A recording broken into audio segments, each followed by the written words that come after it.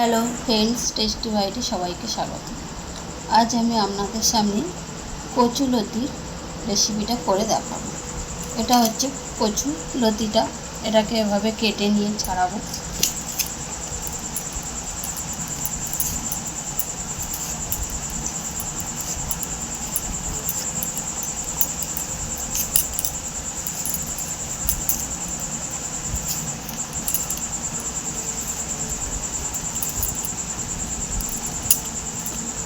এইভাবে ছাড়িয়ে নেব আমি সব কটা।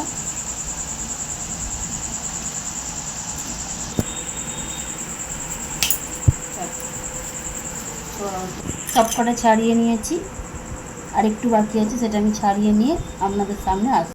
কচুলতিগুলো আমার সব কটা হয়ে গেছে। এবার এটা আমি নুন আর হলুদ দিয়ে একটু ভাপিয়ে নেব। 1 চামচ হলুদ দিলাম,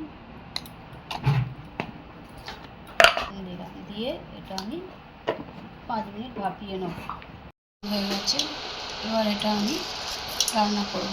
তার জন্য আমি একটা পেঁয়াজ কুচি কুচি করে কুচিয়ে নিয়েছি, একটু আদা রসুনের পেস্ট নিয়েছি, আর লঙ্কা হলুদ নুন তো লাগবে। এগুলোকে একটু ভেজে নেব।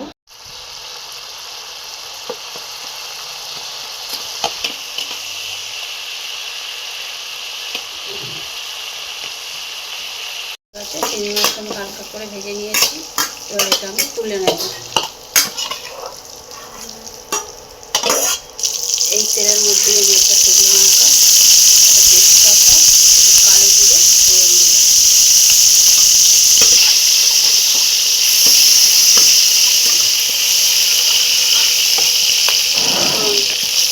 এর মধ্যে আমি পেঁয়াজগুলো দিয়ে দেব। নুন দেবো, অল্প করেই দেবো, কারণ কচুতে আমার লতিতে আমার নুন দিয়ে ভাপানো ছিল।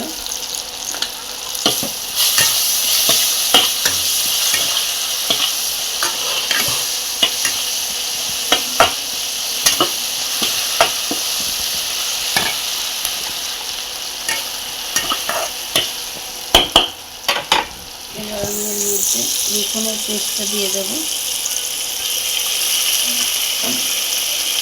আদার পেস্টটাও দিয়ে দেবো।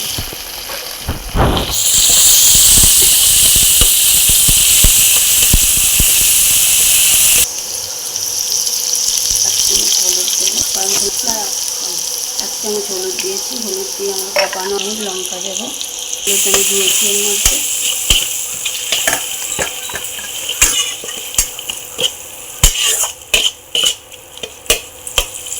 এবার কচুলতিটা দিয়ে দেবো, একটু জলটা নিংড়ে দেবো।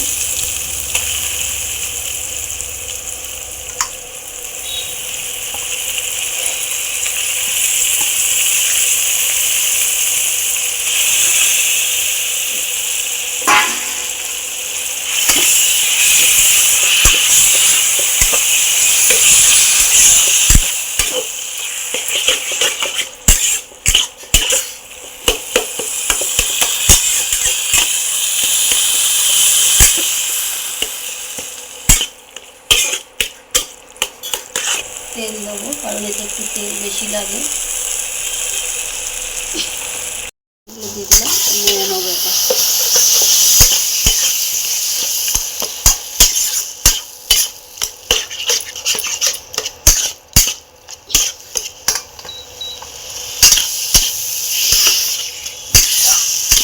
এইভাবে আমি এটা 5 মিনিট কষবো।